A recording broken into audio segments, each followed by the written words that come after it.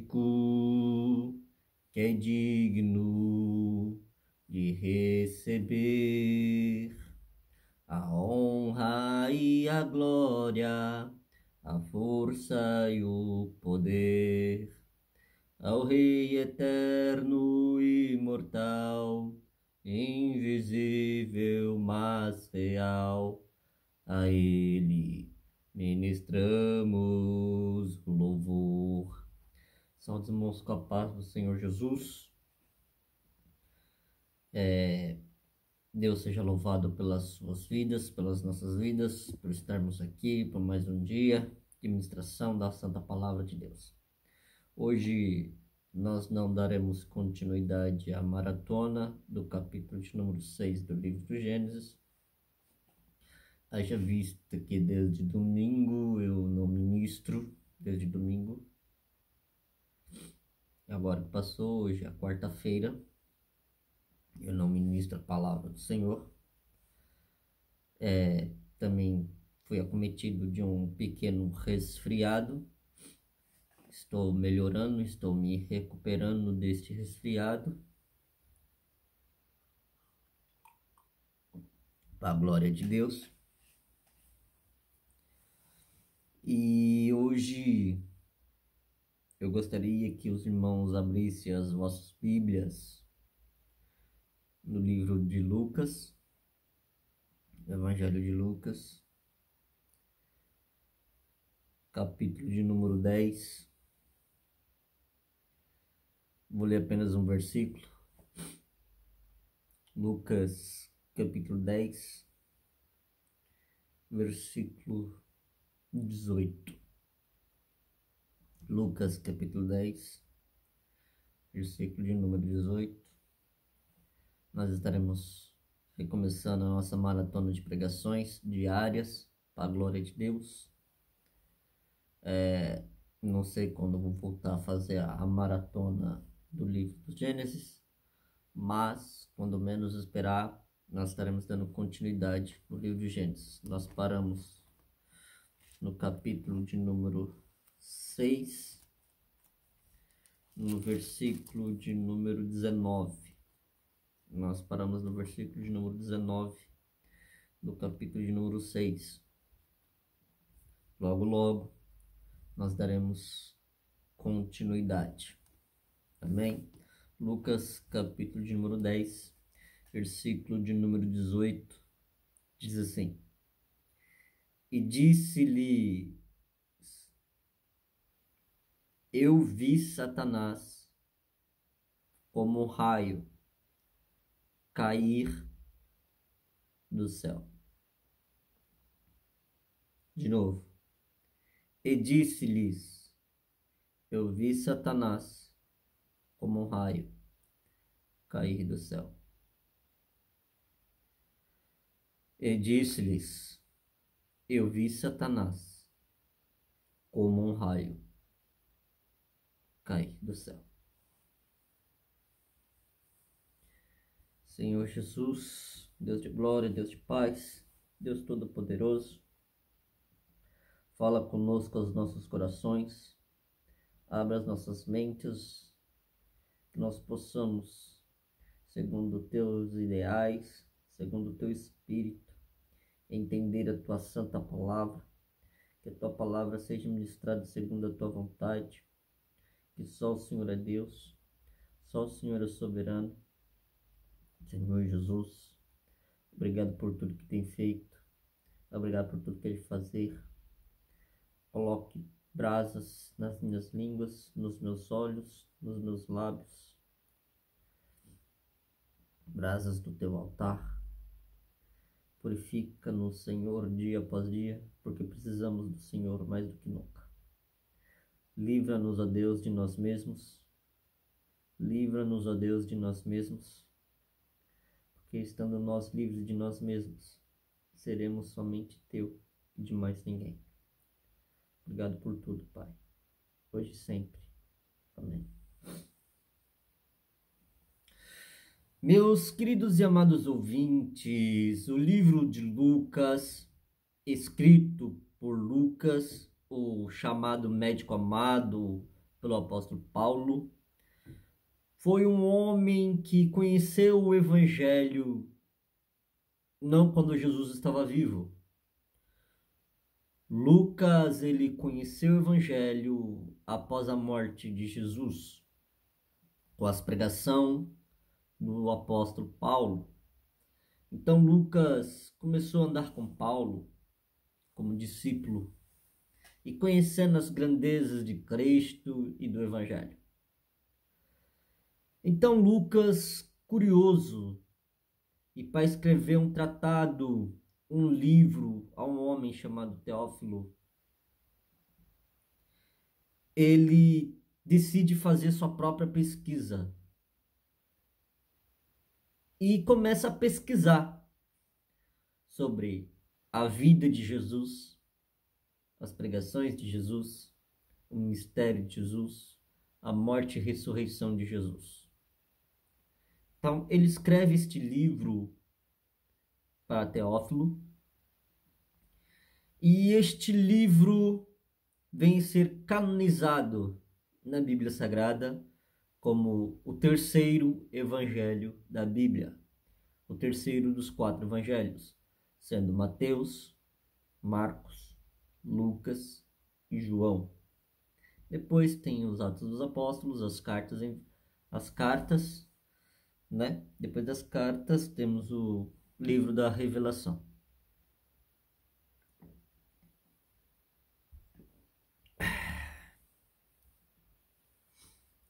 Meus queridos e amados irmãos, no capítulo de número 10, Deus chama 70 discípulos, que Jesus tinha bastante. Jesus não tinha só 12 discípulos, Jesus tinha mais do que 12. Jesus tinha 70 discípulos, ele chamou 70, mas era só 12 que comiam com ele, que andavam com ele. 70 também estavam ali, porém não eram tão próximos de Jesus quanto os 12. Estes 70 discípulos foi convocado por Jesus, e Jesus lhe deu uma missão, deu-lhes poder a eles, e disse para eles irem pregar o evangelho, curar os enfermos e expulsar os demônios. Os discípulos então foram e, fazendo as coisas que Jesus lhe ordenara com o poder que Jesus lhe deram a eles, eles voltaram, esses discípulos, com um sorriso até a orelha, com um sorriso no rosto, de orelha a orelha. Porque os demônios se sujeitavam. Eles expulsavam os demônios, eles repreendiam os demônios, e os demônios lhe obedeciam. Eles diziam: sai demônio, e o demônio fala: já fui, não está mais aqui quem estava antes. Não volto nunca mais. Pode deixar, Senhor, eu já estou de saída, não precisa falar 2 vezes, eu já estou saindo. E expulsando ele os demônios, ficaram felizes. Voltaram sorridentes, felizes de orelha a orelha, felizes demais, porque os demônios se sujeitavam a ele. Quando eles chegaram, felizes, felizes, felizes, porque os demônios se sujeitavam a eles, porque os demônios obedeciam a eles, por causa do poder que Jesus deu a eles, pelo poder de autoridade que Jesus deu a eles. Jesus, olhando para eles, e disse: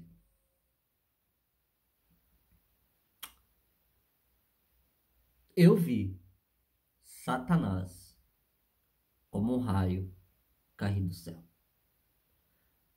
Não se alegram porque os demônios se sujeitam a vocês. Antes se alegram porque vocês têm o nome escrito no livro da vida. Vocês têm o nome escrito no livro da vida, se gloriem por isso. Se gloriem por terem o nome escrito no livro da vida. Não se gloriem, não se alegrem quando você disser, sai demônio, e o demônio meteu o pé e ir embora. Não se glorie por isso.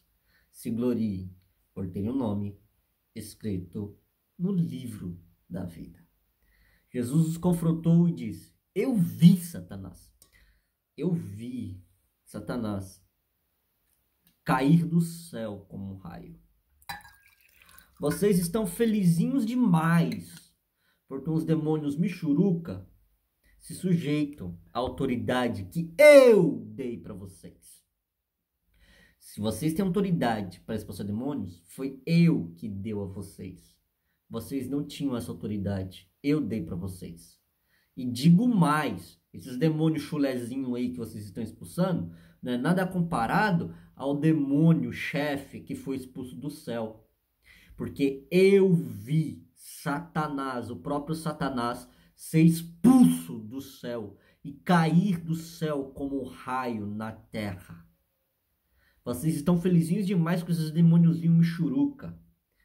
Eu contemplei o próprio diabo, o pai da mentira, cair do céu como um raio na terra. Então não se gloriem, porque vocês só têm poder e autoridade porque eu dei para vocês. Agora, quer se gloriar de alguma coisa? Fiquem felizes por terem o nome escrito no livro da vida. O apóstolo Paulo também diz que ele se gloria em Cristo, na morte de Cristo. Quer se gloriar em alguma coisa? Se glorie em Cristo. Glorifique a Cristo. Exalte a Cristo. Se alegre em Cristo. Agora, Satanás. Por que caiu? Qual a razão? Qual o motivo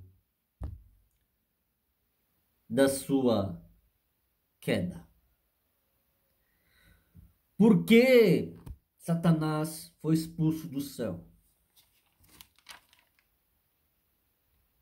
Mas se ele estava no céu, e o céu é um lugar santo, o que ele estava fazendo lá? Se ele é pecador desde o princípio. É fácil de entendermos. Quando nós lemos a Bíblia, compreendemos a Bíblia, para falar sobre a queda de um querubim. O tema da mensagem é a queda de um querubim. Se não me engano, é Ivete Sangalo que tem uma música que diz que fala sobre um querubim ungido que caiu na terra. A queda de um querubim. A Ivete Sangalo canta isso. Se não me engano, é Ivete Sangalo que canta. Fala de um querubim que caiu. Apesar de Satanás não ser mais um querubim. Opa, peraí, Satanás era um querubim? Sim. Satanás era um querubim. Satanás não foi feito Satanás. Não foi feito demônio. Ele se transformou no que ele é hoje. Através dos seus pecados, transgressões e iniquidades. Vemos que querubim é a patente mais alta dentre os anjos. Querubim é a patente mais alta entre os anjos. E Satanás era um querubim ungido, que ele tinha a patente mais alta dentre os querubins. Os querubins era a patente mais alta dos anjos. Ou seja, o querubim é a patente mais alta dos anjos, querubim. Não é arcanjo, é querubim. Querubim é a patente mais alta que arcanjo. Então, querubim é maior que arcanjo na hierarquia angelical. E nessa hierarquia angelical existia um querubim que estava acima dos querubins. Ele era o chefe de todos os anjos. Aqui estava os querubins e aqui estava Deus. E entre o querubim e Deus tinha um anjo maior que os querubins. Tinha um anjo que estava entre Deus e os querubins. E ele também era um querubim. Este querubim ungido. Hoje, Satanás.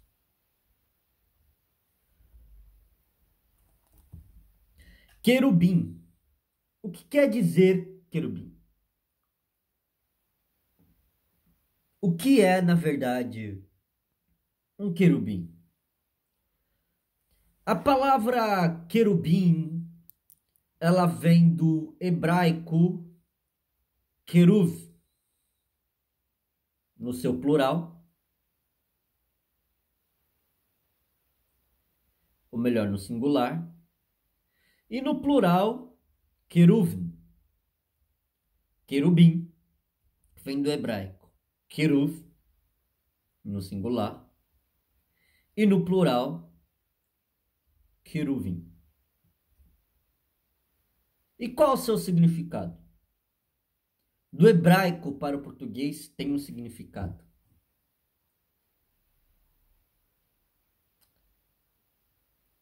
Talvez vocês não entendam no começo o porquê desse significado, porque quando eu descobri esse significado da palavra querubim, do hebraico para o português, eu fiquei sem entender e sem compreender o porquê desse significado. Mas estudando os querubins, eu pude compreender um pouco o porquê os querubins significa repolho em português. Em português, querubim quer dizer repolho. E não tem nada a ver com aquele vegetal repolho. Quando eu falo que não tem nada a ver, eu me refiro ao fato deles serem um repolho. Os querubins não são um repolho. O nome querubim, do hebraico para o português, quer dizer repolho. Mas quando eu comecei a estudar, eu entendi o porquê. O repolho, ele é uma bola. Ele é meio ovulado, bem fechado. E as características dos querubins traz essa ideia deles serem arredondados. Segundo Ezequiel, capítulo 1, capítulo 10. Mas não vamos nos atender muito à questão do significado do hebraico para o português. Os querubins são descritos na Bíblia, no livro de Ezequiel, capítulo 1 e capítulo de número 10. Tendo eles 4 cabeças. Uma cabeça de homem, ou querubim, uma cabeça de boi, uma cabeça de leão e uma cabeça de águia. E no meio das suas cabeças saem raios fumegantes. Saem raios entre as cabeças. E suas cabeças são como tochas de fogo. E no meio, ali, é como um sol reluzente. E os raios saindo dentre as cabeças. Os anjos possuem 6 asas. Os querubins possuem 6 asas. 2 eles cobrem os seus corpos, o seu corpo. Com as outras eles levantam as suas asas, pondo uma ponta uma na outra para voar.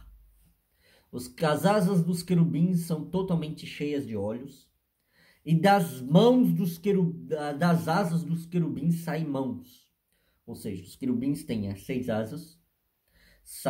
E nessas 6 asas são cheias de olhos. E saem mãos de homem debaixo das asas dos querubins. E essas mãos são cheias de olhos. Olhos. Não é óleo de coisa, não. É olho, que é para ver, enxergar.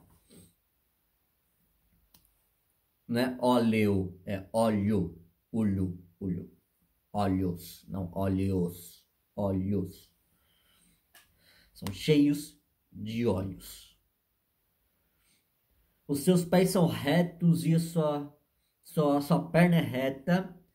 E seus pés são como pé de bezerro, reluzentes como latão polido. Esses querubins têm dentro dele brasas de fogo. Estes querubins têm roldanas, ou seja, rodas. São 4 roldanas, interligadas umas às outras, em volta dos querubins. Ou seja, em volta dos querubins, e tem 4 roldanas, que são chamadas de galgal ou giratórias. Essas roldanas têm vida própria. E elas estão sempre girando. Estão sempre girando. Em algumas versões, essa palavra rodana é chamada de turbilhão, porque elas estão rodando. Essas 4 rodas estão rodando em volta dos querubins. E aí você já entende o porquê de repulho. Porque são 4 roldanas que envolvem os querubins que ficam girando sem parar, em todo o tempo, em volta dos querubins. Os querubins, essas rodanas, acompanham os querubins. O querubim vai para a esquerda, a rodana vai junto. O querubim vai para a direita, a rodana vai junto. O querubim sobe e desce, a rodana está junto. A rodana tem vida própria, porém, para onde o querubim vai, a rodana vai também. Essas rodas vão também. E elas estão vivas, estão girando em todo o tempo, e elas estão cheias de olhos. E essas rodanas são cor de turquesa. A turquesa, ela é azulada, esverdeada, e dependendo da injeção de... Vamos falar a palavra injeção, porque eu não achei a palavra adequada agora. De prata, devido ter inclusão de prata, devido à inclusão de prata na turquesa, a turquesa tem algumas faixas pretas. A turquesa azulada, turquesa é uma pedra preciosa azulada, esverdeada, que pode ter umas faixas pretas nela devido à prata.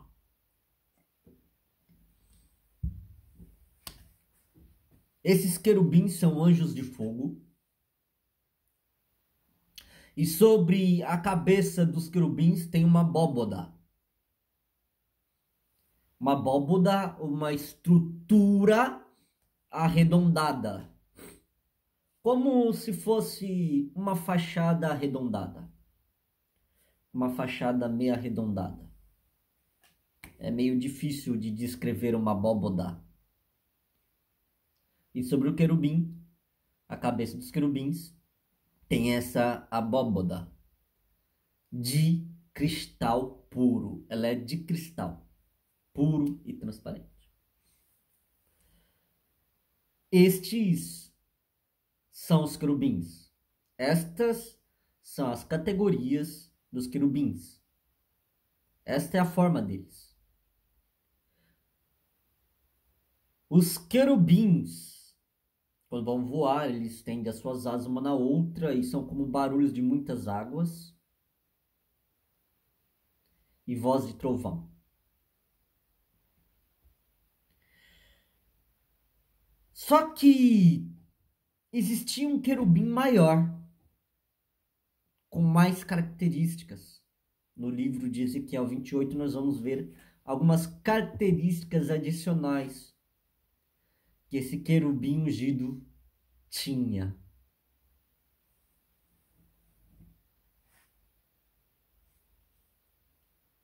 E esse querubim que tinha essas categorias especiais é conhecido hoje como Lúcifer, o anjo caído.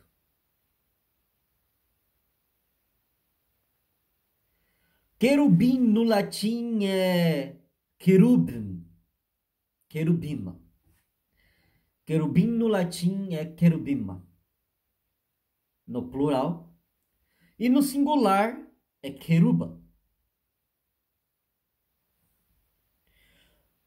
No entanto, na língua Yiddish, o que é a língua Yiddish? Yiddish é a língua judaica alemã, nós vamos falar sobre isso. Que é o hebraico. O que é Yiddish? É o hebraico, sabe a língua hebraica? A língua hebraica, ela não tinha vogais, era só consoantes. Não tinha as vogais A, E e o U, era só consoantes. E o Yiddish, a língua judaica alemã, ela é o acréscimo das vogais nas consoantes. Quando os judeus pegaram as vogais e acrescentaram no hebraico, o hebraico passou a ser chamado Yiddish, ou judaico-alemão. Querubim, queruvim passou a ser querub. E queruv, melhor dizendo, queruv passou a ser querub. E queruvim passou a ser querubim. Veja bem, com o acréscimo das vogais nas consoantes hebraicas, houve-se uma pequena mudança na pronúncia da palavra querubim, da palavra queruvim, da palavra queruv. Queruv, no singular, passou a se chamar querub. Queruvim, no plural, passou a se chamar querub. Meio parecido. É como o inglês americano, o inglês britânico e o inglês canadense. O inglês americano, britânico e canadense, eles têm suas diferenças, eles têm suas particularidades. Mas não é tudo inglês? É tudo inglês. Porém, tem pequenas diferenças entre inglês britânico, americano e canadense. É como também o português de Portugal e o português brasileiro. O português de Portugal e o português brasileiro é uma língua só, língua portuguesa. Porém, tem aí as suas particularidades, vamos dizer assim. Então, o hebraico, a língua hebraica antiga, ela tem suas particularidades. E a língua falada pelos judeus hoje não é hebraico. A língua falada pelos judeus hoje é a língua Yiddish. Yiddish, lembra bem? Yiddish, se for difícil para lembrar Yiddish, lembre-se da expressão judaico-alemão. Pois bem, continuando. Já sabemos que o Yiddish é uma palavra, é uma língua entre as consoantes do hebraico e as vogais, formando o Yiddish. Assim, houve uma pequena mudança na palavra querubim, que no hebraico queruv, no Yiddish querub. Sendo assim, perdendo seu significado, porque querub ou querubim não tem um significado trazendo para a língua portuguesa. Do hebraico, queruv ou queruvim tem um significado para a língua portuguesa, qual nós já mencionamos como repolho. Já no Yiddish, que é o acréscimo das vogais nas consoantes. Querub, singular. Querubim, plural. Não tem significado na língua portuguesa. Então, é trazido uma transliteração para a língua portuguesa. O que é uma transliteração? É quando você pega uma palavra numa língua original e traz essa palavra sem a tradução. Se a palavra não tem uma tradução, se a palavra estrangeira não tem um significado, é trazido a palavra para a nossa língua. Por exemplo, gopher é uma transliteração. Lá em Gênesis, quando nós falamos sobre a madeira de gopher, que foi usada para construir a arca, gopher ali é uma transliteração, apesar que gopher tem um significado, tanto do hebraico para o português, tanto do hebraico para o inglês, e trazendo do inglês para o português. Está tudo em uma transliteração. Gopher está transliterado. Ele não foi trazido o significado e a tradução. Foi trazido a palavra. Então trouxe a palavra sem o seu significado. Aqui, querubim, foi trazido a palavra do Yiddish numa transliteração, chegando até nós como querubim.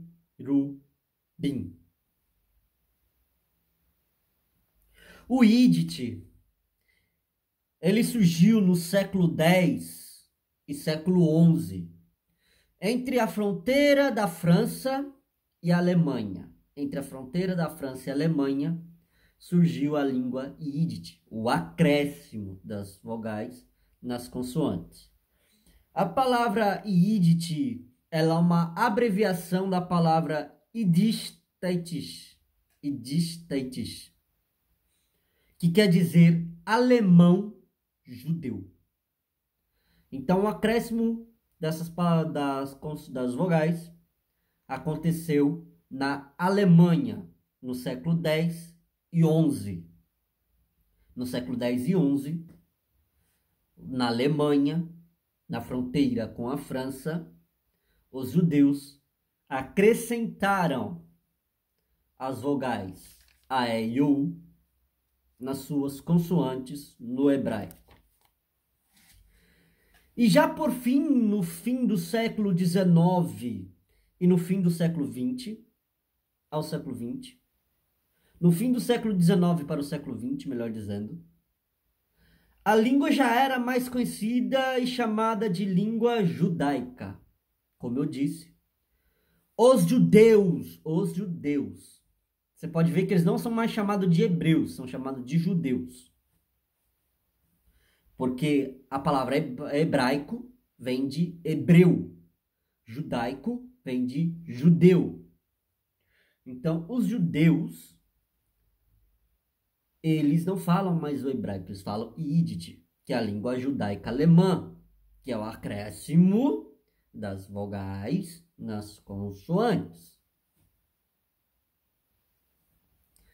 A língua ficou bem famosa, iniciando ali no século X e XI, na Alemanha e na França, e já no fim do século XIX, para o início do século XX, a língua já era bem falada, bem fluente, bem conhecida, e foi chamada de língua judaica, que é a língua que os judeus falam hoje, que é, como eu disse, é como o português, o português BR que a gente fala, é diferente do português de Portugal, mas o português brasileiro tem origem no português de Portugal.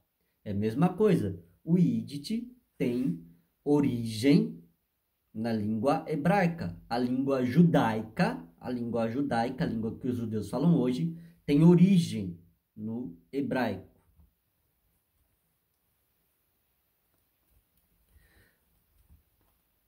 Então, nós já sabemos que querubim,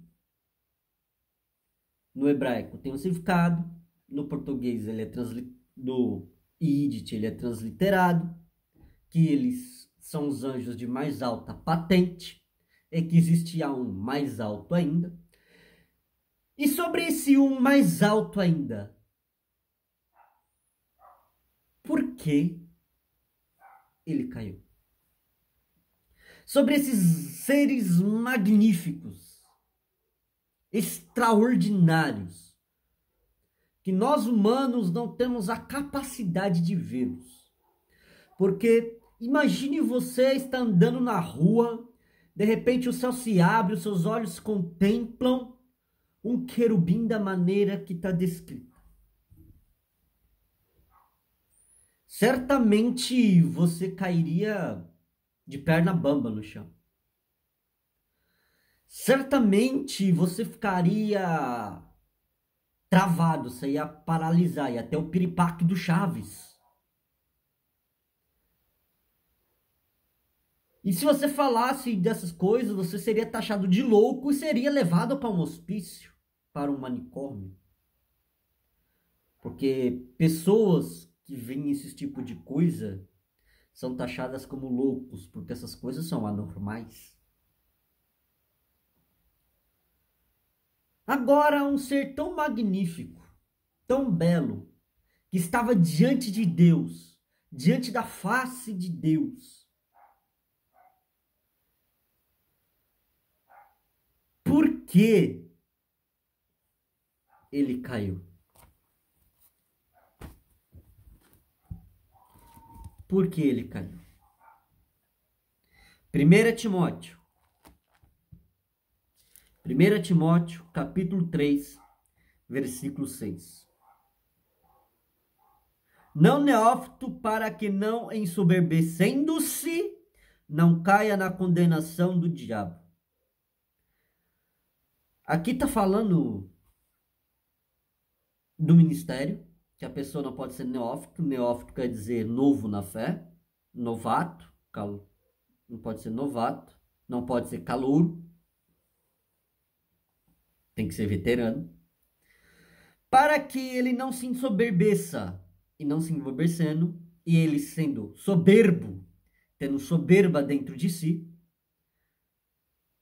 cai na condenação do diabo. Ou seja, uma pessoa nova na fé não pode até desejar o bispopado, desejar o ministério, desejar pregar, desejar ministrar, desejar dirigir uma igreja, mas ele não pode ser novo na fé, porque ele pode acabar se ensoberbecendo.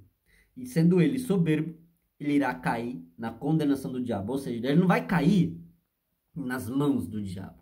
Ele vai cair na condenação do diabo. O que é a condenação do diabo? A queda. Ele vai sofrer a mesma condenação que o diabo sofreu. A queda. Deus vai pesar a mão sobre ele da mesma maneira que pesou sobre Satanás. Então vemos que o motivo da queda do diabo, um deles é a soberba. Um dos motivos de um querubim ungido ser expulso do céu é a soberba. Ele se ensoberbeceu, ele se engrandeceu, porque estava acima de todos os anjos. Até a categoria mais alta, ele era acima da categoria mais alta. Ele tinha uma particularidade a mais. E se orgulhou, ficou soberbo e foi expulso do céu. Isaías, capítulo de número 14. Isaías, capítulo de número 14. Isaías 14, versículos 13 ao 14. Isaías, capítulo de número 14, versículos de número 14, 13 e 14. E tu dizias no teu coração: eu subirei ao céu, e acima das estrelas de Deus exaltarei o meu trono, e no monte da congregação me assentarei da banda dos lados do norte, Subirei das mais altas nuvens e serei semelhante ao Altíssimo. Então veja bem que na sua soberba, na sua arrogância, ele diz que subiria ao mais alto céus, acima das estrelas de Deus, e estabeleceria o seu trono ali, e seria semelhante a Deus. Em sua soberba, em seu orgulho, em sua arrogância, ele desejou subir alto demais, acima das estrelas de Deus, acima das grandezas de Deus, e estabelecer o trono dele acima de Deus, acima de tudo. Ele, sendo soberbo, orgulhoso, determinou em seu coração os lugares mais altos. E ele subiu com arrogância e soberba, e dizendo: eu vou fazer, eu vou estabelecer, e nada vai me impedir de conquistar o meu trono, nada vai me impedir de ser semelhante a Deus e estabelecer o meu trono ali no reino. E todos nós sabemos que Jesus viu este cair do céu como um relâmpago na terra. Então, isso é porque ele caiu. Por causa da soberba e porque ele quis subir acima das estrelas. Qual a razão? Ezequiel, capítulo de número 28. Ezequiel, capítulo 28, versículo de número 13 ao 17, parte A. A razão da queda. O motivo: soberba, orgulho e com desejo de conquista acima do que lhe foi dado. Então a razão pela qual ele caiu. Ezequiel, capítulo de número 28, versículo 13 ao 17, diz assim: Estavas no Éden, jardim de Deus. Toda a pedra preciosa era a tua cobertura, a sardônia, o topázio, o diamante, a turquesa, o ônix, o jaspe, a safira, o carbúnculo, a esmeralda e o ouro. A obra dos teus tambores e dos teus pífaros estavam em ti. No dia em que fostes criado, foram preparados. Tu eras querubim ungido para proteger, e te estabeleci. No monte santo de Deus estava, no meio das pedras afogueadas andavas. Perfeito eram os teus caminhos, desde o dia em que foste criado, até que se achou em ti iniquidade. Na multiplicação do teu comércio, se encheu o teu interior de violência.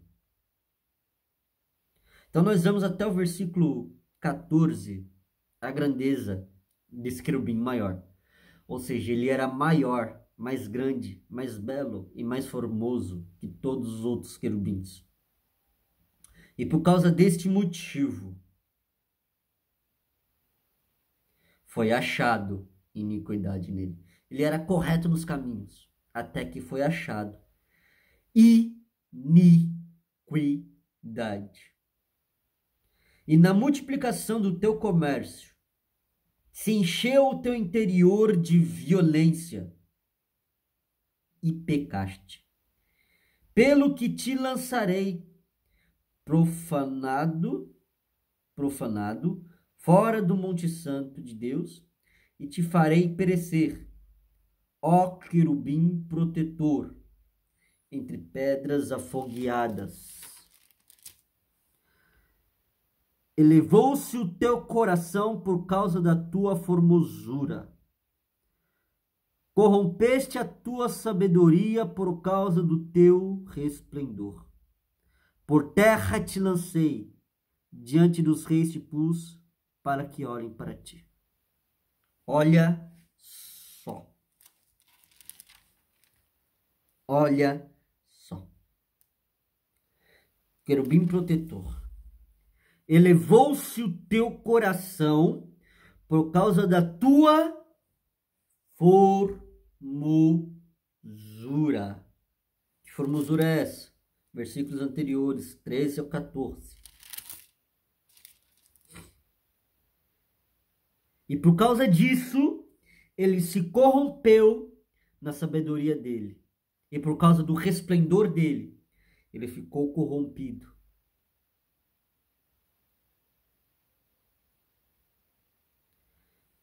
E este foi a razão. Por causa da sua formosura, por causa da sua beleza, por causa da sua grandeza, ele se ensoberbeceu e quis subir mais alto que Deus. No versículo de número 16,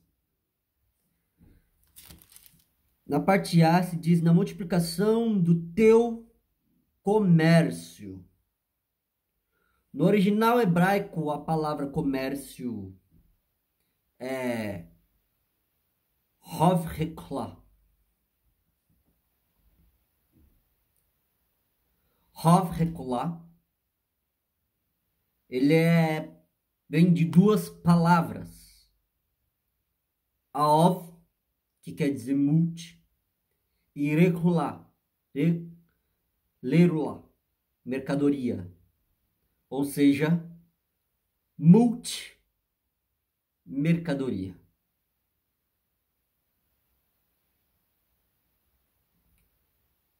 O orcola, transliterado para o português, é Hob-recola.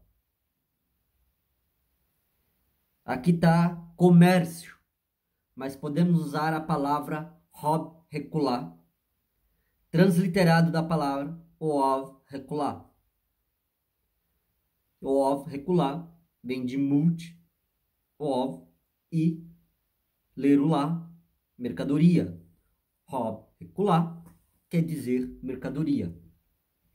Veja esta tradução que eu trouxe aqui para vocês. Hob-recola está cheio de paixão, pecado. A montanha de Deus está perdida. Um querubim, um telhado, dentro a um fogo de pedra.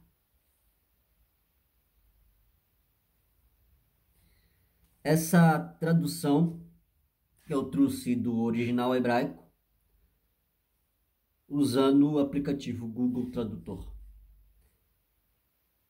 E olha que tradução linda. Hob-recola está cheio de paixão. Vírgula. Pecado. A montanha de Deus está perdida. Porque ele era a montanha de Deus, ou seja, o mais alto. O mais alto. A montanha, os altos, se perdeu. E quem é essa montanha de Deus? Um querubim. Um telhado. Por que aqui a expressão um telhado? Porque ele estava acima. Telhado não fica abaixo. Telhado não fica no meio. Telhado fica acima. Telhado não fica abaixo. Telhado fica acima. Então ele estava acima. Ele era a montanha de Deus, um querubim, e estava acima dentre todos os anjos. Dentro há um fogo de pedra.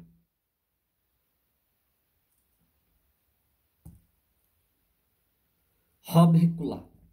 Depois a gente vai falar sobre essa palavra Hob-recola. Há dentro uma montanha, um fogo de pedra. Pedras afogueadas dentro dele. Brasas do altar. Brasas. como os querubins tem dentro dele brasas, como eu já mencionei. Rob Recular está fazendo menção a Satanás, o monte alto de Deus, ou um querubim, um telhado. Estava cheio de paixão e pecado.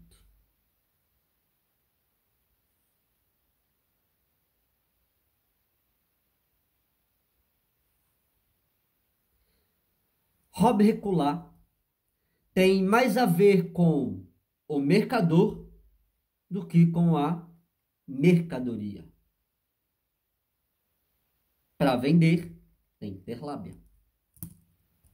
Rob Recular tem mais a ver com o mercador do que com a mercadoria.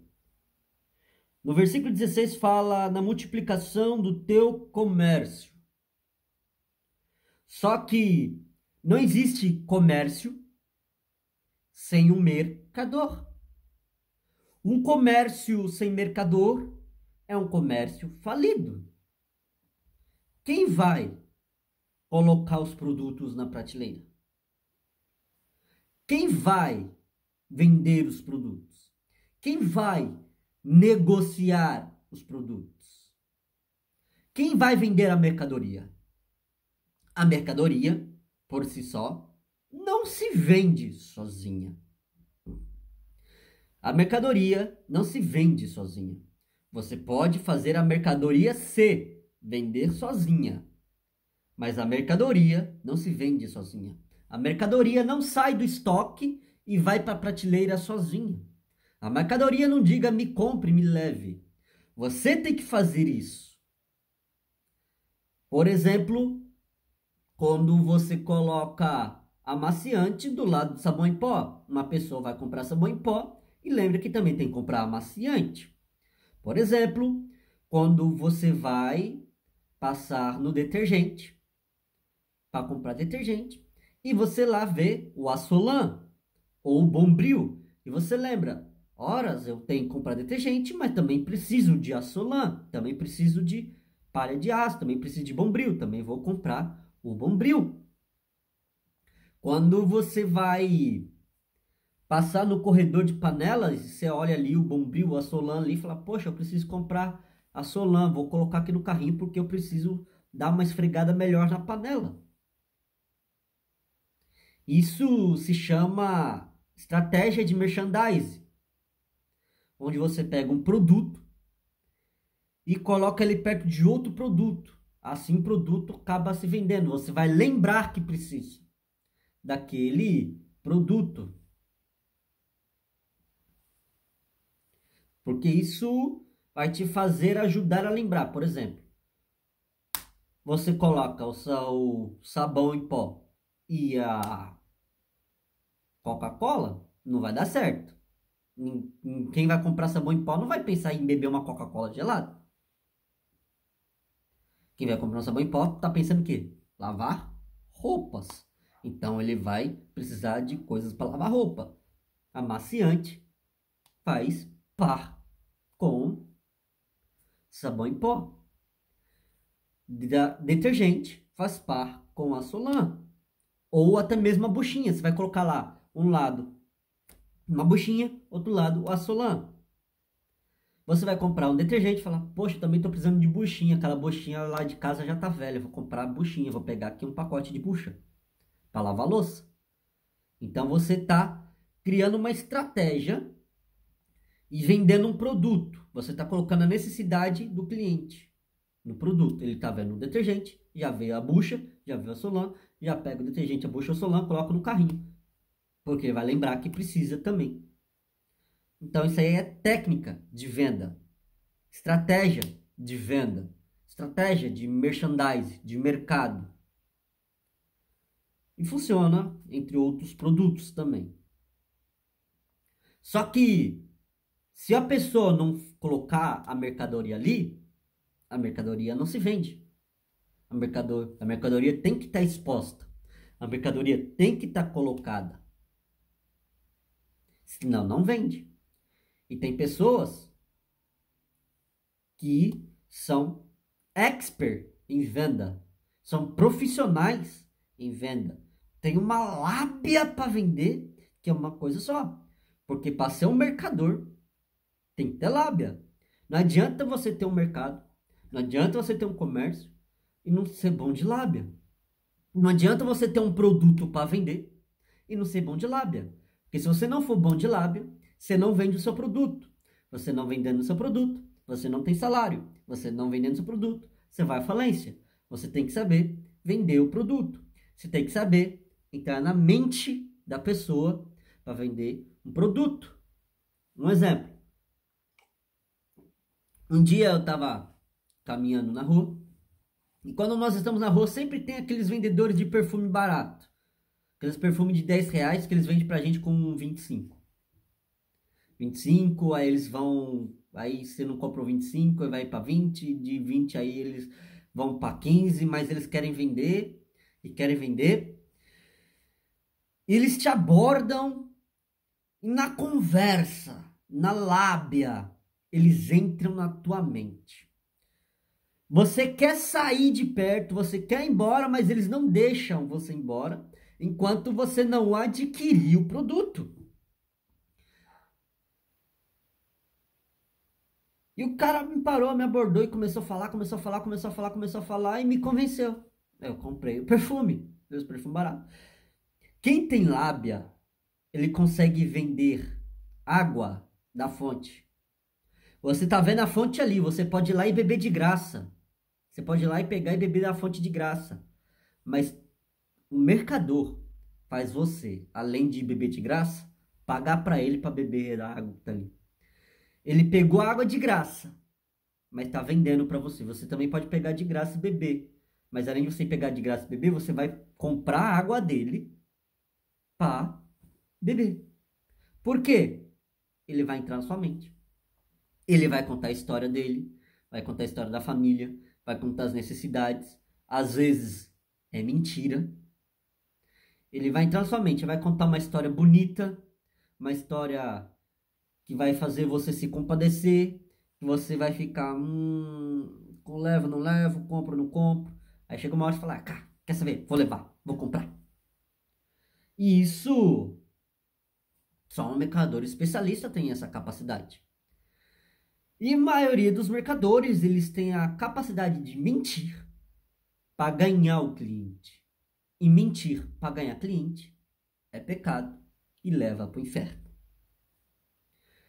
Mentir para conquistar uma venda é pecado e leva para o inferno. Você usa estratégias de merchandising, estratégia de marketplace para fazer uma venda, não é errado. Mas você mentir no marketplace, você mentir no seu merchandise, você mentir na sua estratégia é pecado. Você usar a mentira como estratégia é pecado. E isso vai te levar para o inferno. E vai custar muito, muito, muito caro. Porque na multiplicação do teu comércio, ou seja, o teu comércio vai crescer. Com a tua mentira, o seu comércio pode crescer. Com a tua mentira, o teu comércio pode até ser grande. Você pode ganhar grandes riquezas através da mentira. Semente consegue vender através da mentira. Só que você vai pagar caro. Vai perecer no inferno. Vai pagar muito, muito caro por causa dessas mentiras. É melhor falar a verdade e muitas das vezes não conseguir vender do que falar uma mentira e ter 10 vendas. É melhor você falar a verdade e conquistar uma venda do que você falar mentira e ter 10 vendas. Porque essas 10 vendas vai te levar para o inferno. Mas aquela uma venda, Deus pode promover você de uma maneira que você jamais imaginaria. Então, Rob Recular tem mais a ver como mercador do que com comércio. Versículo 17a. Elevou teu coração por causa da tua formosura. Corrompeste a tua sabedoria por causa do teu resplendor. Com a mentira e a conquista após a mentira, o coração se eleva. Deu certo. Consegui vender. Deu certo. Consegui fazer uma venda. Se bem que eu tive que mentir. Mas se eu tiver que mentir para conquistar, por que não? Então, através da mentira, elevou-se o coração e com a formosura, com o seu comércio, se corrompeu a tua sabedoria, ou seja, a sabedoria dele foi corrompida. O entendimento dele foi corrompido. Além dele ficar na verdade, ele passou para a mentira. A Bíblia diz que o diabo é o pai da mentira, ou seja, ele criou a mentira. Então, quem mente é filho do diabo, ponto final. Até porque quem mente no reino de Deus não entra, mas no inferno vai de cabeça para baixo. Mas Jesus Cristo se manifestou para desfazer todas as obras do diabo.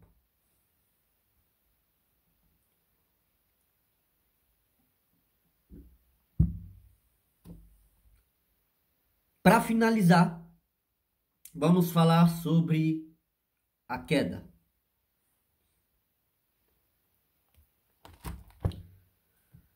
Apocalipse, capítulo de número 12. Apocalipse, capítulo de número 12, versículos 3 e a parte A do 4.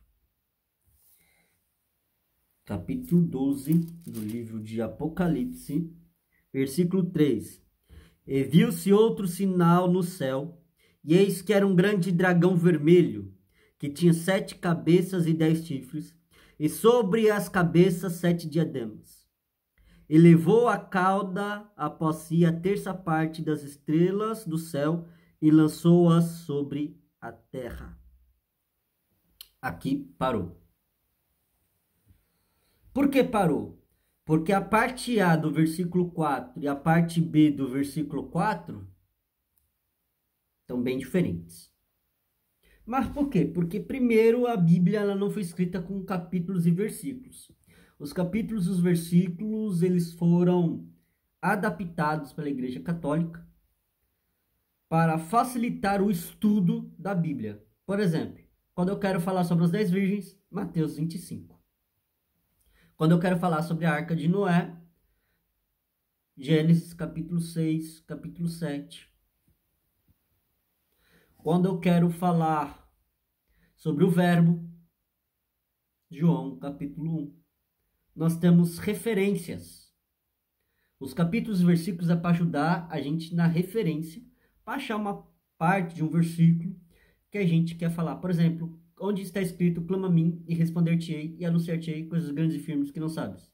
Jeremias, capítulo 33, versículo de número 3. Isso é uma referência, isso é para facilitar o nosso entendimento. Tá bom? Então, no versículo 4, entre a parte A e a parte B, existe uma diferença de espaço-tempo gigantesco. Porque o versículo 3 e a parte A do versículo 4 menciona a queda de Satanás, quando ele foi expulso do céu. O versículo que fala mais para frente, o versículo 7, que fala da guerra no céu entre Miguel, os anjos, e o dragão, e os anjos, que na batalha dos céus, não foi na queda de Satanás. Não houve guerra no céu quando Satanás foi expulso. Não houve guerra no céu quando Satanás foi expulso. Simplesmente ele subiu e foi expulso de lá. Deus abriu os céus e falou: desce, aqui eu não te quero. Ele subiu para se colocar diante de Deus, acima das estrelas de Deus. E Deus disse: aqui não. O único grandão aqui sou eu. E Jesus disse-lhes: eu vi Satanás cair do céu como um raio na terra. A batalha no céu não aconteceu quando Satanás foi expulso. A batalha no céu está acontecendo hoje em dia. Nos dias de hoje. Miguel está lutando por Israel e pelos santos de Deus contra os demônios. Quando eu falo santos de Deus, eu falo a igreja. A nossa briga não é contra a carne e o sangue, mas contra os principados, potestades. E nós só vencemos com jejum e oração. E os anjos, no mundo espiritual, lutam por nós, batalham por nós contra Satanás. Então, o versículo de número 7 anuncia a batalha que está acontecendo nos dias de hoje. Porém, o versículo de número 3 e a primeira parte do versículo de número 4 menciona a queda de Satanás do céu, quando ele foi subir ao céu para conquistar, como nós vimos no como nós vimos em Isaías capítulo 14, 13 e 4, quando ele subiu ao céu para estabelecer o seu reino. Deus os expulsou de lá e disse: o único rei aqui sou eu. Aqui no céu só tem um rei, e o rei sou eu e mais ninguém. Então, a queda de Satanás no céu, versículo 3, e a parte A do versículo 4, somente. A parte B do versículo 4 já é uma outra história. Por isso que é difícil, irmão, muitas vezes a gente entender a Bíblia, entender os versículos, entender principalmente o livro do Apocalipse, porque é necessário desfragmentar, juntar todos os pontos e fragmentar de novo. A Bíblia é como um cubo mágico. Você precisa muito do Espírito Santo para ter um entendimento. Porque só o capítulo 12 menciona desde o princípio de todas as coisas até o fim de todas as coisas. É muita coisa para assimilar aqui no capítulo 12. Muita coisa mesmo. Ezequiel, capítulo de número 28. Vamos voltar para Ezequiel, capítulo de número 28. Versículo 17. A parte B do versículo 17 de Ezequiel. Ezequiel, capítulo de número 28. Parte B, 17.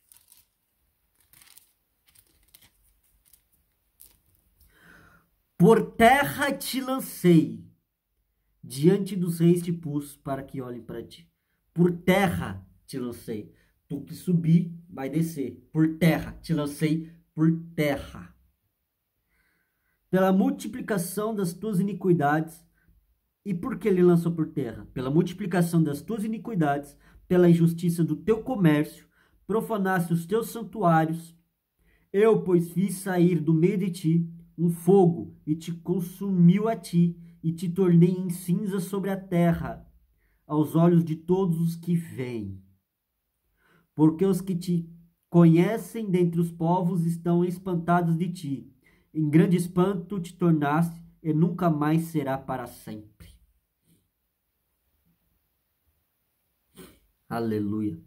Por terra eu te lancei, por causa da multiplicação das tuas iniquidades.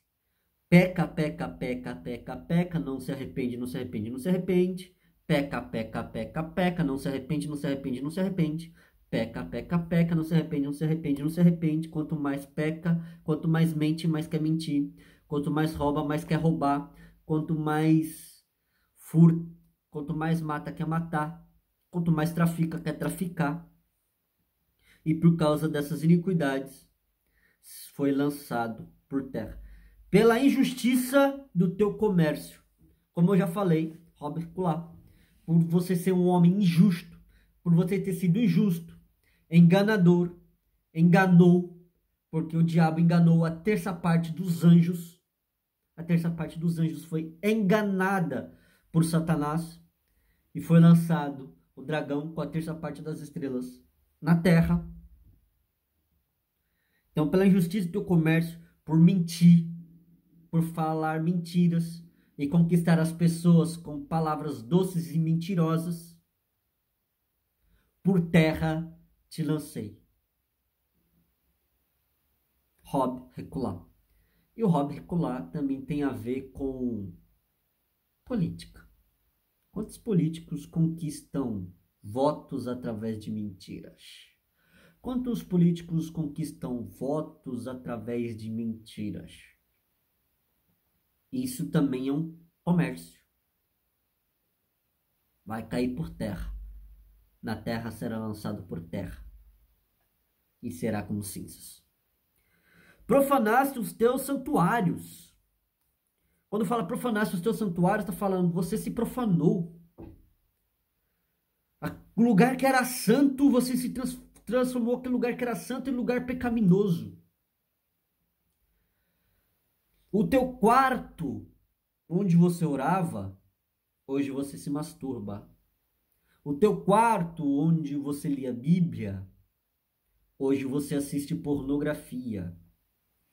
O teu quarto, onde você buscava a presença de Deus, hoje você escuta músicas do mundo poluídas, assiste filmes com palavrão, cenas explícitas de sexo, assiste Big Brother, entre outras coisas. Você está profanando os teus santuários, o teu quarto, a tua sala, a tua casa. Cada cômodo da tua casa é um santuário onde Deus pode se fazer presente. E você está contaminando com pornografia, masturbação, mentira, enganação. Você está profanando os teus santuários. Por causa da mentira, por causa da tua iniquidade, por causa dos teus pecados, por causa dos teus olhos. E assim vai. Depois fiz sair do meio de ti um fogo. No meio dele surgiu um fogo que o consumiu por completo. E te consumiu a ti, esse fogo consumiu. Satanás foi expulso dos céus. Caiu na terra. E quando caiu, saiu um fogo que o consumiu. E ele foi consumido. E Deus disse: te tornei sobre a terra cinzas. Te tornei em cinzas sobre a terra. E aos olhos de todos que te veem. Todos aqueles que conhecem os povos espantados de ti, em grande espanto tornaste, nunca mais será para sempre. Ele era um querubim ungido, lindo, maravilhoso e belo. Hoje ele é um espanto. Hoje ele é causador de medo. Ele pode até se resplandecer como um anjo de luz para camuflar a sua mentira. Hoje Lúcifer camufla a sua mentira com o resplendor de luz. Mas ele não é a luz. Ele é a mentira. Ele é cinzas de pó e é um grande espanto sobre a terra. Para finalizar, Isaías, capítulo de número 14. Isaías, capítulo de número 14. Versículo 11a. Já foi derribada no inferno a tua soberba, com os sons dos teus alaúdes.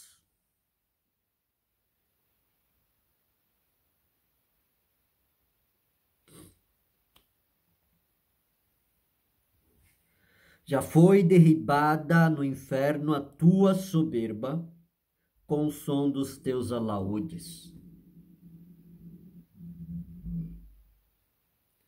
Já foi derribado, já foi caído, já foi derrotado, ele foi expulso. A sua soberba foi lançada no inferno com os teus alaúdes. Ou seja, ele foi totalmente soberbo, com seus alaúdes, com seus pífaros, com a sua música, que ele era magnífico e belo. O dono da música é Jesus, Deus. Mas ele tinha a música dentro dele. Ele foi derribado ao inferno. Com todos os seus instrumentos, com toda a sua música. O som que ele soltava, a melodia sinfônica, foi tudo lançado por terra. Versículo 12. Como caíste do céu, ó estrela da manhã, filha da alva. Como foste lançado por terra, tu que habilitavas as nações. Como caístes do céu? Isso aqui não é uma pergunta, é uma afirmação. Está afirmando que ele caiu do céu. E foi de uma maneira tão grande, tão terrível. A maneira que ele caiu do céu foi uma maneira tão terrível que Jesus disse: eu vi Satanás cair do céu como um raio sobre a terra.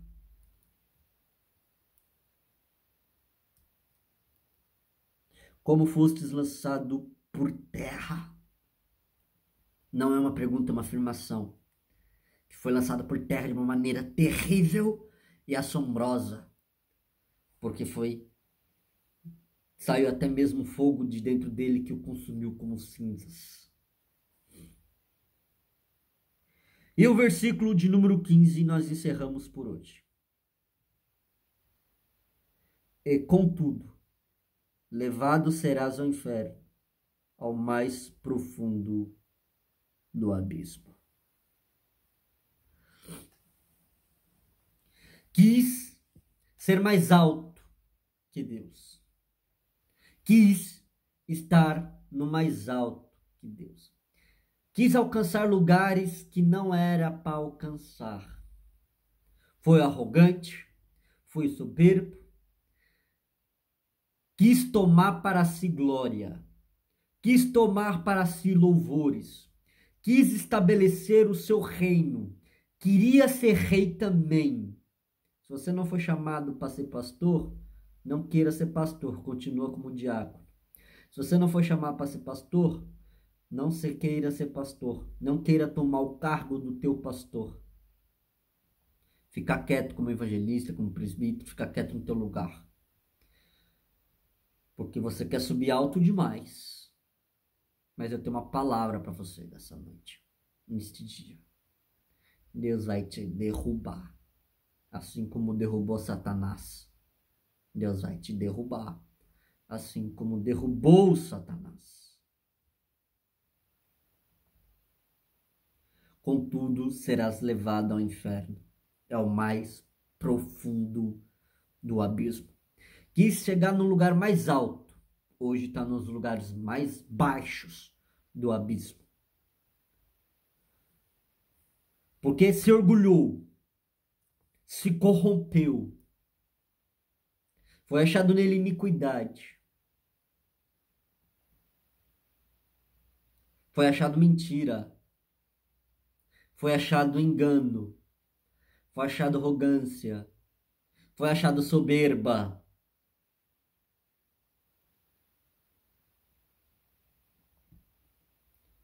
A Bíblia diz bem claro que aquele que se autoexalta por Deus é humilhado. Aquele que se autoexalta por Deus é humilhado. Aquele que se autoexalta por Deus é humilhado. Nós vemos aqui a queda de um querubim. Esta foi a queda de um querubim. A queda do querubim consiste em mentira, soberba, arrogância, enganação.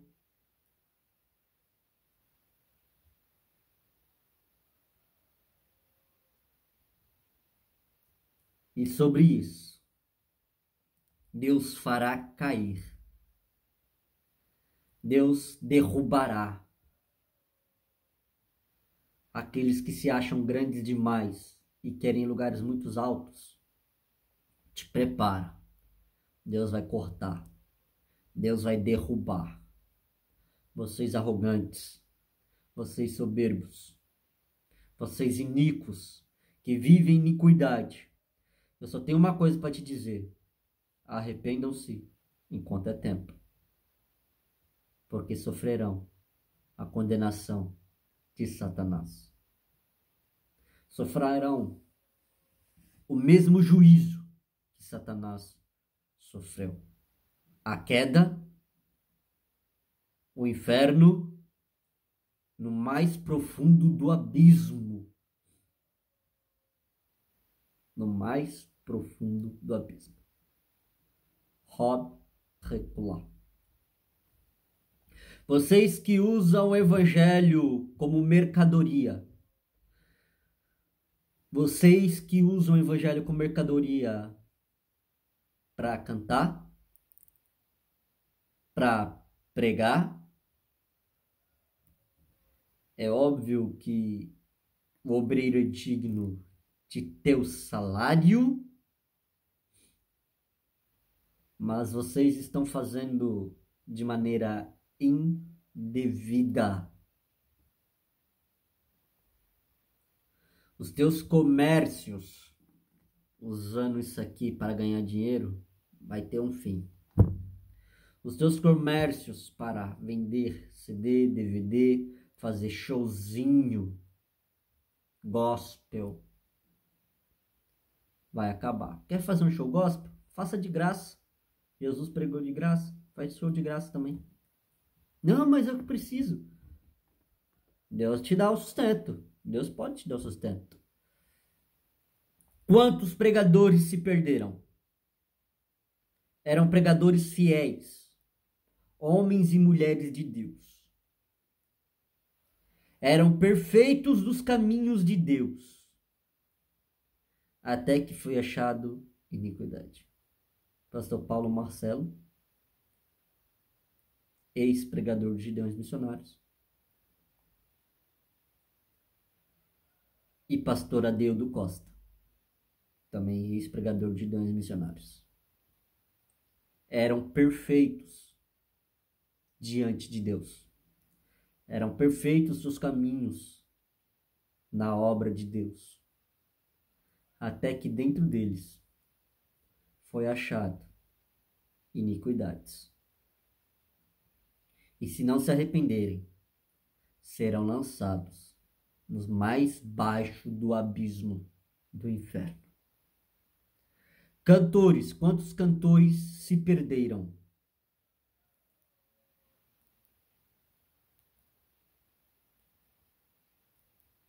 Quantos cantores eram perfeitos?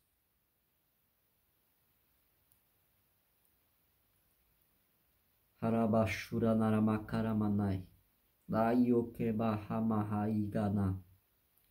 Kawasanayuna. Mas por algum motivo, por causa do dinheiro, se perdeu.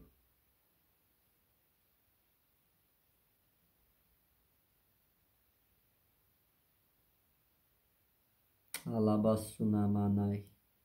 Tem um nome de uma cantora que veio na minha boca. E eu tô segurando para não falar.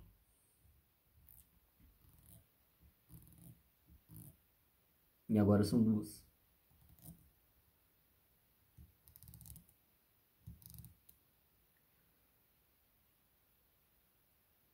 Eu vou falar só o primeiro nome. Mara. Perfeito eram os teus caminhos quando cantava.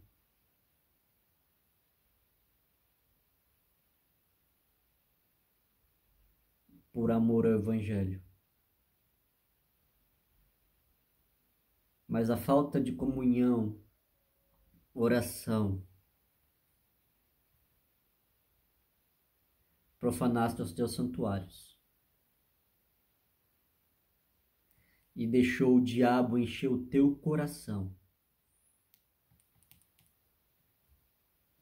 que o teu coração está cheio de iniquidade. Se arrependa. Se arrependa. Para que haja misericórdia de Deus na sua vida. Livro de Lamentações diz: coloca a tua boca no pó, porque assim talvez haja esperança.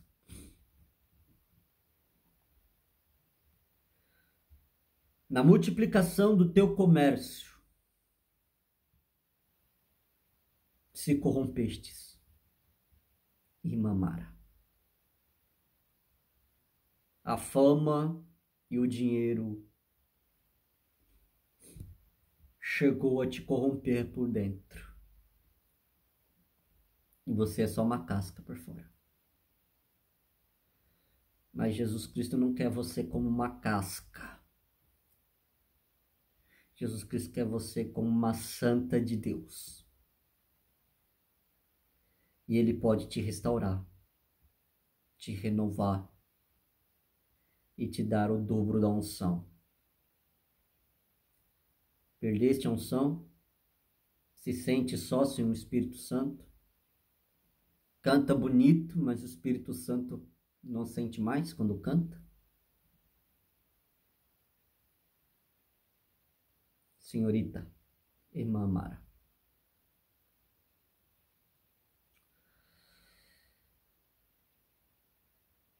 Oração. De joelho é melhor, de joelho é melhor, na tristeza ou na dor, sempre orar ao Senhor, de joelho é melhor. Irmã Lima. Irmã Lima. É com você que Deus está falando.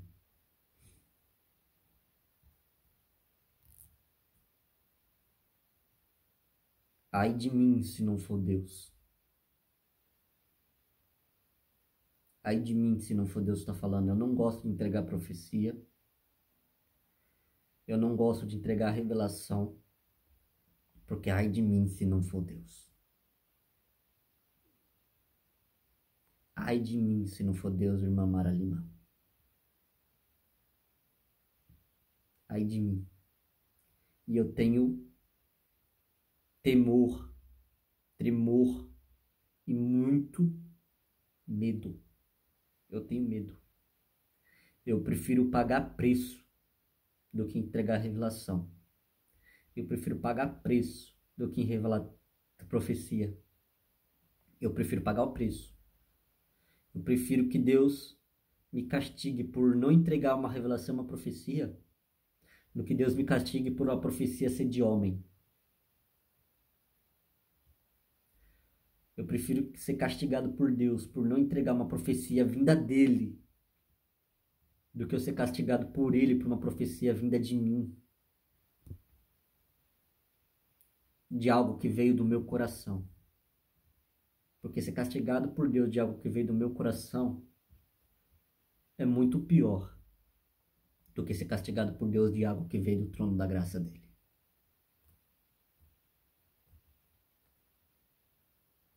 Eu não gosto de entregar profecias, revelações.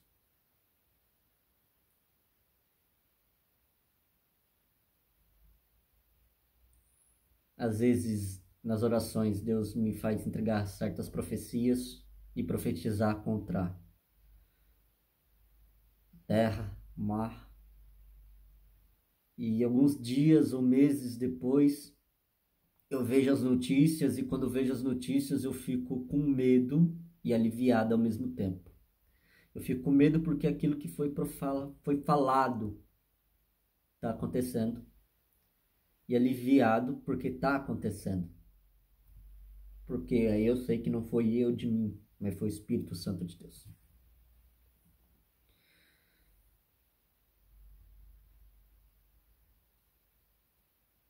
A queda é iminente. A queda é iminente. Mas diferente de Satanás, nós podemos nos redimir a Deus.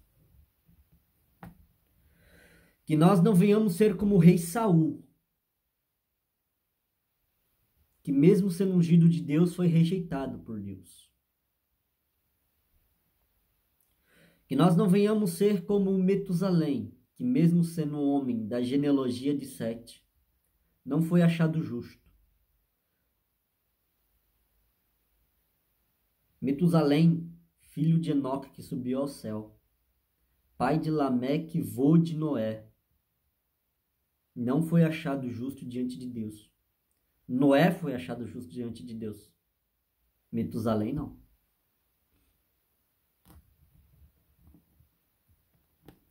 E olha que foi o homem que mais viveu na face da terra, 969 anos de idade.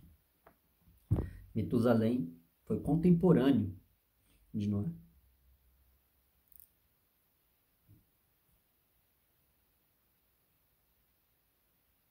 Irmãos, podemos nos arrepender ainda. Ainda temos chance de nos arrepender. Podemos nos entregar a Cristo para que não venhamos sofrer a queda de Satanás. O juízo de Satanás, a queda.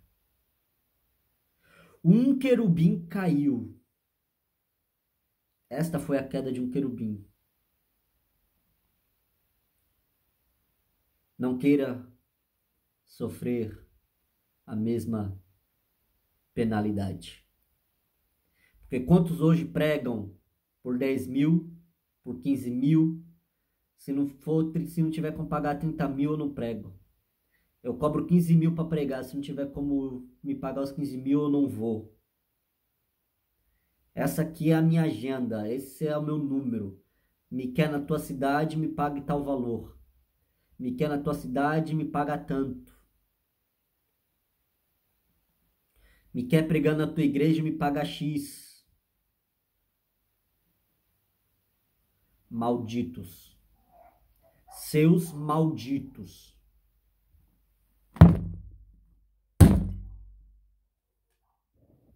Se arrependam.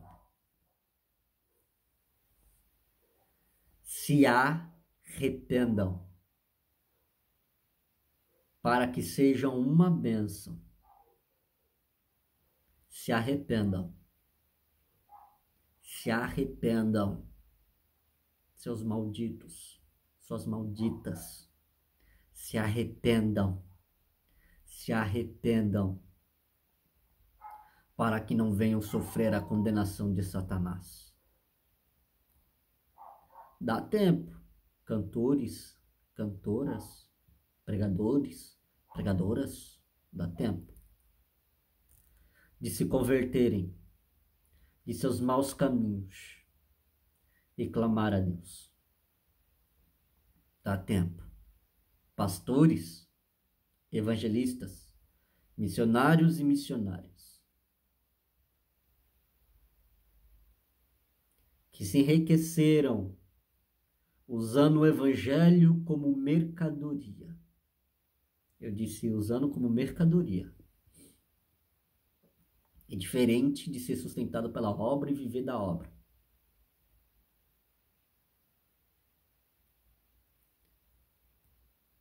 É diferente pessoas que realmente oram, jejuam, pessoas sérias, que têm uma agenda séria, que pregam a palavra seriamente, que recebem ofertas sérias, que não cobram absurdos para pregar, mas entendem as necessidades da pregação do evangelho. O obreiro é digno de seu salário, sim. Mas quem decide o valor da oferta não é quem é o contratado, é quem contrata. Quem contrata que decide o valor da oferta. A gasolina é o básico. A gasolina, a ida e a volta é obrigação da igreja. A igreja que contrata um pregador, ou melhor, que convoca um pregador, ela tem por obrigação garantir a localidade onde vai dormir, a gasolina quando vai gastar, a janta, A janta, a gasolina, o almoço, o repouso, a igreja tem por obrigação garantir. Isso sim. O que vem além disso é uma oferta abençoadora. Uma oferta para abençoar.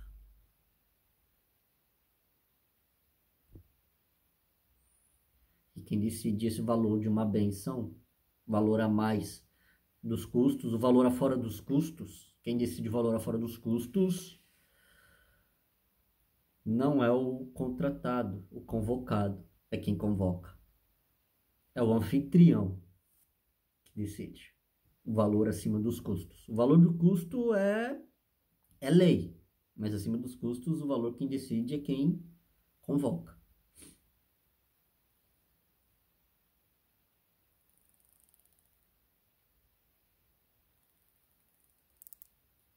Malditos e malditas que usam o evangelho como comércio para ganhar dinheiro e ficarem ricos e enriquecidos.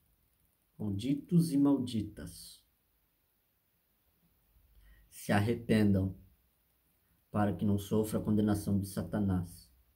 E que da mesma maneira que Satanás caiu, vocês não venham cair. Porque arderão em fogo, nas chamas do inferno, no mais baixo dos abismos. Porque vocês se corromperam com a fama e com o dinheiro.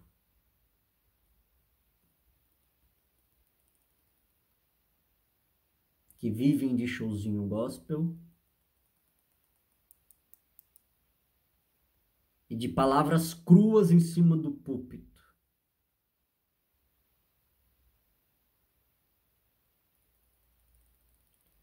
Só porque dizem que são pastores,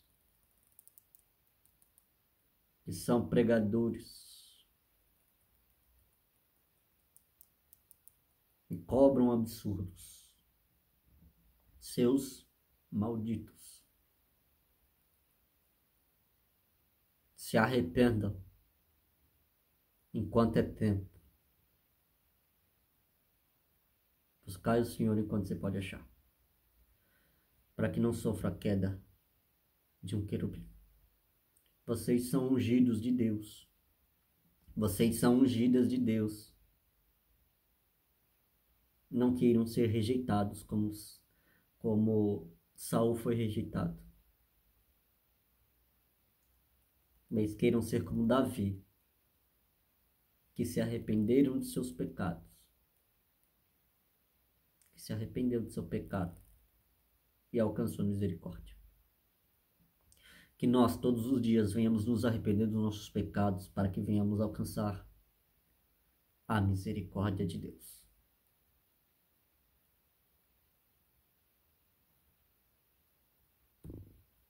Eu vou ficar por aqui.